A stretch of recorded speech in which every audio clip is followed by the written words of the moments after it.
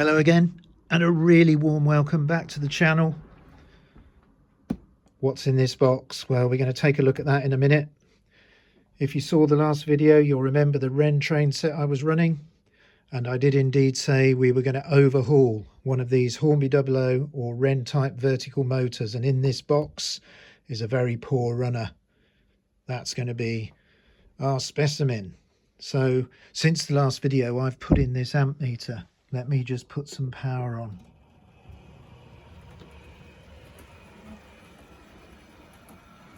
Here it comes, running nicely. And even on this slightly cool morning, after a week of no running, we're only drawing about 0.3 of an amp. I hope you can see the figures. Let me just lift that up. 0.29, 0.3, well, that's not too bad, is it? Well, I mustn't get bogged down into having fun running this Loco. I need to show you what's in this box. So I'm going to get my camera up on the stand and we'll take a look at what we're going to be working on today. Okay, well, got two free hands now, which always helps. Let's just slip the lid off.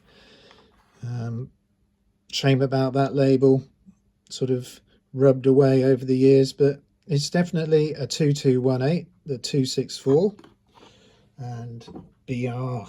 So let's lift the lid and you can see in there quite a nice looking Loco. So I'm going to attempt to unpack it. So I'll just remove these packing rings.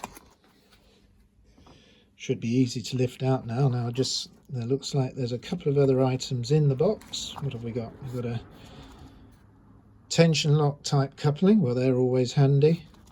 And these Wrenn models always came with a Hornby Dublo type coupling if you wanted to change. But let's see what we've got. And it looks like, yes, we've definitely got two tension locks on there. And lovely clean looking wheels. A couple of marks on the Loco, but it's not looking too bad. Quite nice in that black, that matte black. Little bit of deterioration to some of the brass, but not bad. Still got the hole in from the Hornby Dublo days. They haven't blanked that off yet. I do believe they perhaps did towards the end of production. That was for an adjustable shunt that altered the amount of magnetic force. That's something we might look at in a future video. It's quite an interesting feature that was on the earlier Hornby Dublo versions. You'll notice this has got nylon wheels, not the metal tired, the nickel tired wheels on the bogies, but the whole thing looks quite good. Right, well, in the box is the normal Wrenn paperwork. What's this? A buffer. Oh dear, it looks to me like we've got a little bit of damage to this Loco. Now I wonder if someone had glued that on in the past, because I was pretty sure it was on. But yes, we need a repair there, but probably not for this video. But at least the buffer's there. Okay, well, I'm just going to try it on the track, so just bear with me while I try and get it on, because just before we do anything, I do remember it just sort of ran quite poorly, but that was some time ago. Not easy to put them on a curve, but I wanted you to see the amp meter, so let's put some power on. But it's just humming. No movement. Okay.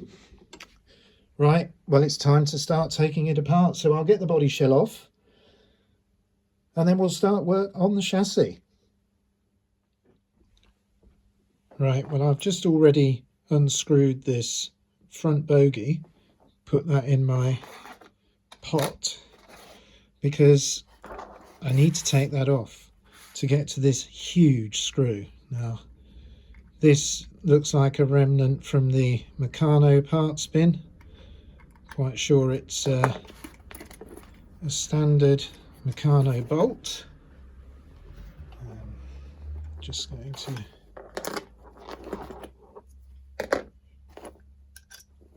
Yeah, look at that. Don't get model trains put together with things like that anymore. So right now I can just slide. Let's have a quick look inside the body shell. It all looks quite clean in there. So I'll put that to one side. Right, so what can we see?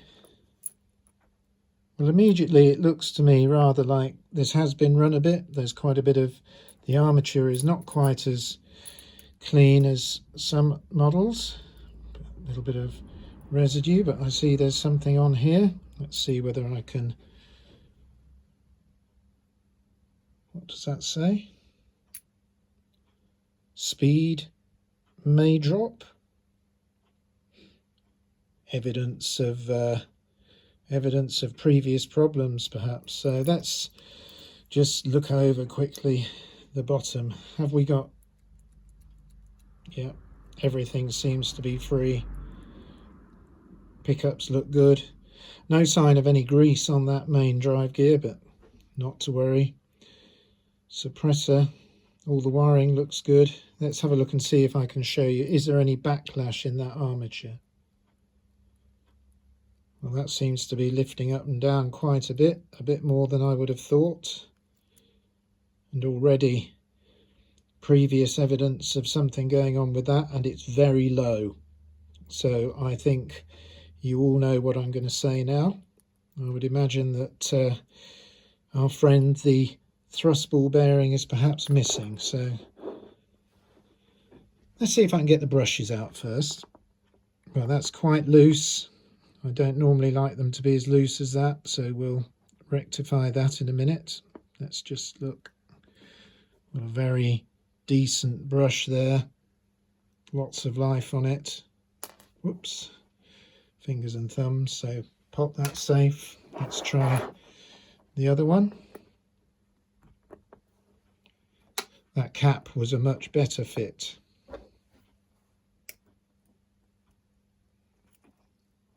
Decent brush there as well, so good brushes, came out quite easily, not stuck. Let's try the magnet. Quite strong as well. Okay, well, I think it's time to perhaps take this top bearing out. I'm just going to get my, yep, that's loosened off easily. Now, a couple of you did say that it's a good idea to work on a softer material. Stops things rolling away if they get lost, and sounds very sensible, but I just think that if I try and do it on this mat, it helps it to look quite clear. So I'm just going to have a look. That's coming out. Oh, I think there is a ball in there. Let's get my magnet. Yes, can you see him?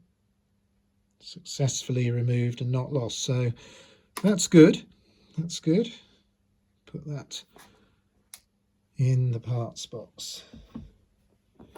Okay, I think I might just remove this rear bogie because it's flapping around a bit. Now, I do want to try and keep this video a bit shorter. When I did the Ringfield motor video, it did go on a long time, so I'm sure I'll be able to hopefully make this a bit shorter. The pole pieces have been moved quite a way away from that armature. We'll test that and check it when the bearing's back in. But I'm going to take the magnets apart. But of course, on these, that means once you've taken it apart, you do need to remagnetize it. Now I'm going to leave the magnet together just there in that orientation. I don't know, has that gone out of video? Just so I can put it back exactly the same way. Oh, nasty. That's come off one of the pole pieces, so already we've got a black thumb.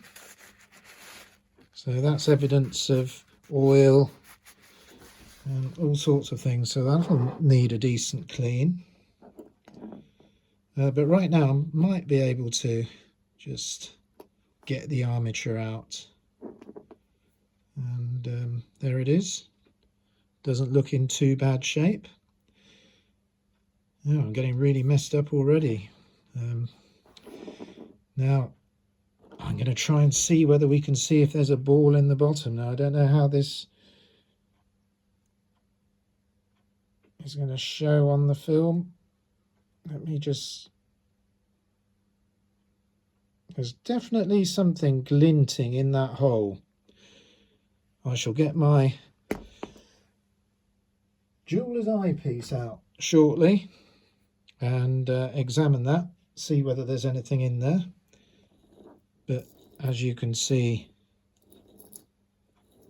the valve gear seems quite free. So I don't think there's going to be any really serious issues. Right, well, I am going to pause the camera now. I'll tell you what I'm going to do. I'm going to clean it all. So I'm going to use the cotton bud. Oh,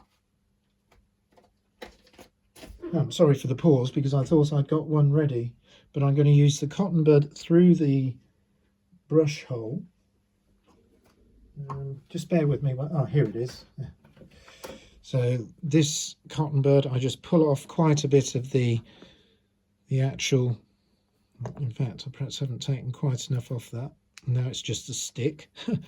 Right, well, never mind. But I will clean these out with a suitable cotton bud, clean out the bottom bearing, clean the magnet poles and the armature, and then we'll take a look at everything.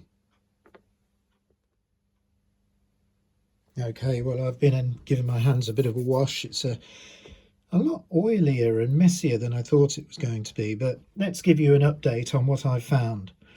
So I did examine the bottom bearing and the little ball bearing is in there safely, so I've just put a bit of white grease in that to stop it falling out. I've cleaned this top bearing, a little bit of grease in there, and I've put the ball bearing back in there, so we've got both the ball bearings.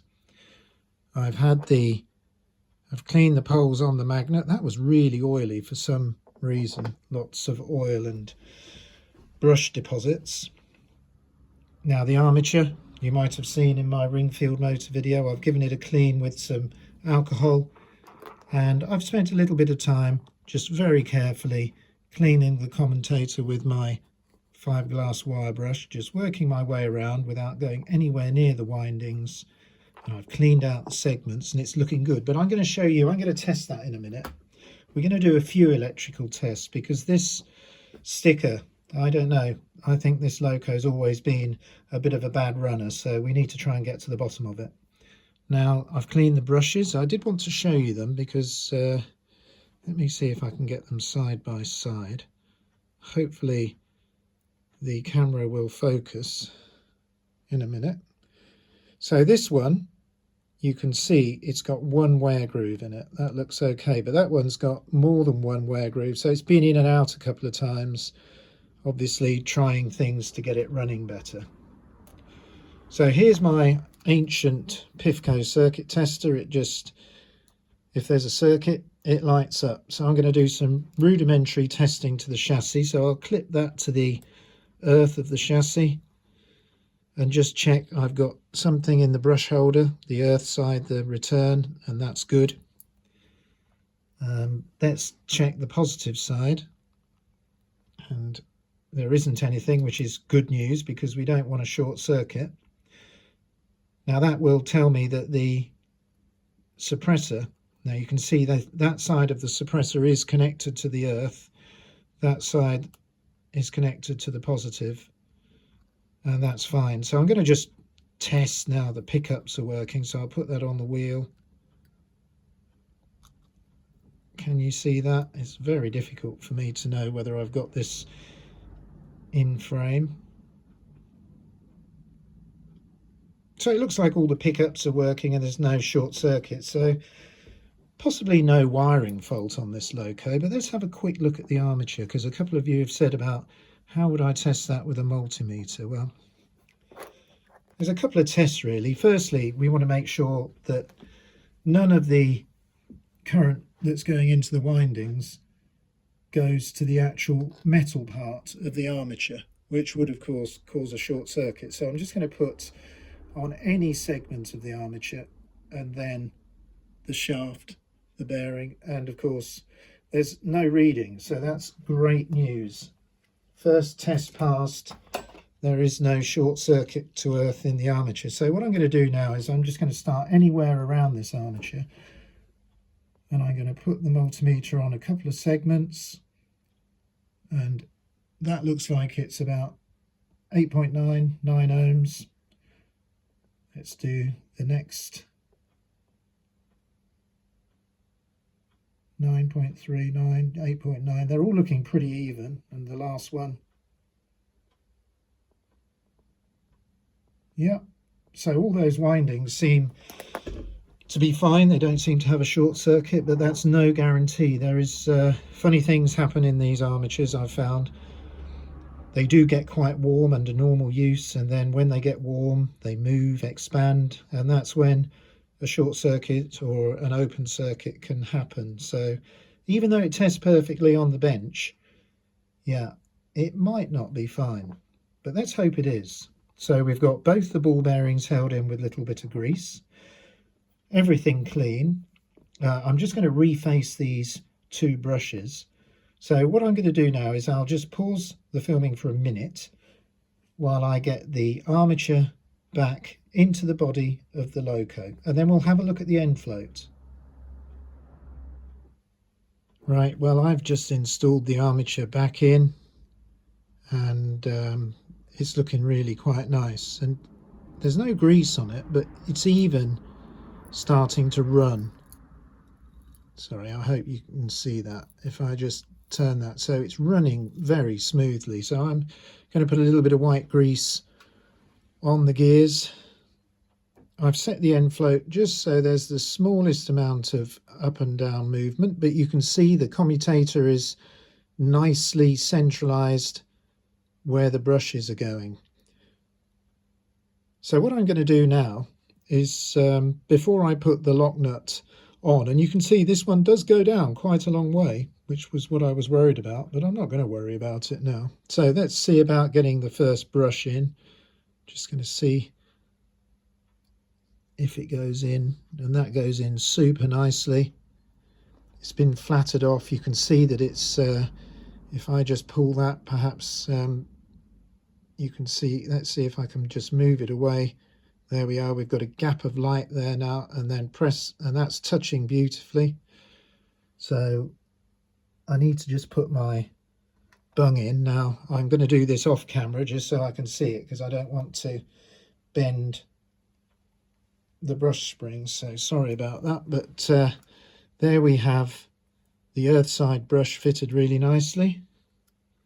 Just going to take that out and just see how nicely or how easily this one goes in. It's you can see maybe there. Let me just try and get this so you can see. It looks to me like someone's had a go at stretching the spring. Often see that where people think a little bit more brush contact might cure poor running. You don't want too little contact, but yeah, I don't think that's going to make any difference to this. Now, can I get this in on camera? It's important not to get the spring trapped between the holder. Wants to be free. So there we have both the brushes in, the commutator nice and clean. I need to lock this down and put the magnet on. So what I'm going to do is I will put this lock nut on and just tighten it slightly. A little bit of white grease on the gear. I'll put the magnet in, and then we'll get the remagnetizer out and give it a bit of a remag. Right, well, I've got the magnet back in, and I'm just checking now to see which way north is. And you do this a few times because compasses sometimes, but it looks like north is pointing that way. So that's just right for my magnetizer. So this is going in now, and then I'm just going to press the button, which you can't actually see, I don't think. Let me just see whether I can, there, hopefully. So I've got the I've got the magnet between the pole pieces, and I'm just going to give it a really good blast. 1, 2. Oh gosh, there's some power there now. Let me just remove the magnetizer from the shot and have a look. So it's still pointing in the right direction, and yeah, that's probably a bit stronger than it was before. So let's have a look at it. A little bit of grease on that main drive gear. Backlash set up quite nicely. Brushes in. It's time for a test, isn't it? Okay, well, let's have a tidy up on the bench and I'll get it onto the tracks. Okay, well, on the track. And look at that. Backwards and forwards quite nicely. Drawing about 0.3 of an amp. Right. I'm not going to put the body on yet. I'm going to put the rear bogie on. And then we'll pull these wagons round for a few minutes and see if it continues to run nicely. Well, I've got the chassis on there. Bit of a mess where all the tools are. But let's see what happens. I'm going to try and reverse it up. Just could do with a little bit more of a slow speed on this Hornby Dublo A3. But let's see if those wagons now, yeah, they're captured.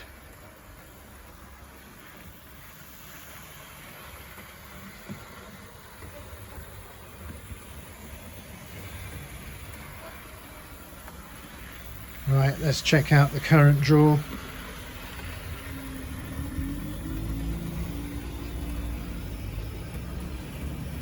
.25 of an amp. It's picking up speed as well, so I'm going to put it on the slowest setting.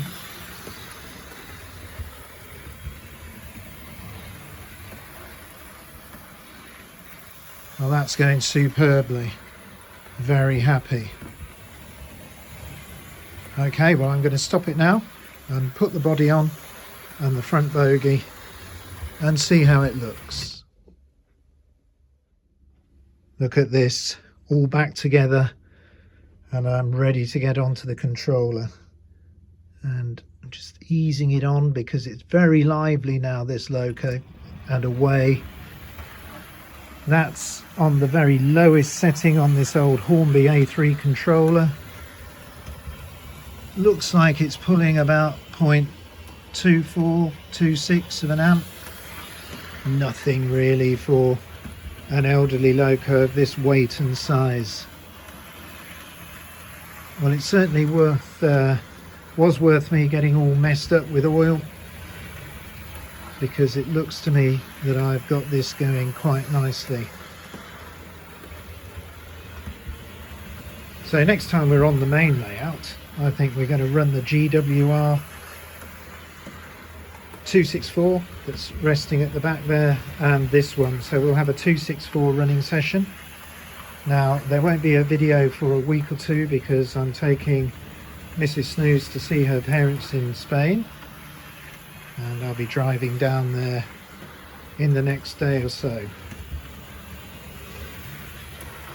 I am looking forward to the Leicester Train Collectors Fair, which is being held in early November. Looking forward to meeting some people there and having a great day out, so I will be back for that. And maybe there'll be 1 or 2 bargains to be had, who knows. But right now I'm going to enjoy running this refurbished Wrenn Loco for a little bit longer before I get back down into the clock repair workshop and do some real work.